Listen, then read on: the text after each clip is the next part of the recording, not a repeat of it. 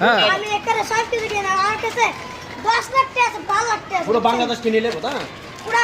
Video পুরো viral করে video cut তুফান চলা যায় জোশ জোশ আমার মামার পাশে সবারই খাওয়ায় দেখো তাই নাকি? এই মানবতা না হুম। ভালো আমার মা হচ্ছে আমার মামা কেমন জানিস তফিক ও মা গো ও কেমন জানি একটা বাপলি আর হচ্ছে আমি তুফান আমি নিতে তারা দিয়ে এখন সে মামা ঈদের সালমিতে দেয় টাকা কিন্তু মামা জমে না। একটা বিড়ি খাইয়া লয় বিড়ি খাইয়া এদিকে ফেলে দেয়। আর আমি ঈদের সালমিতে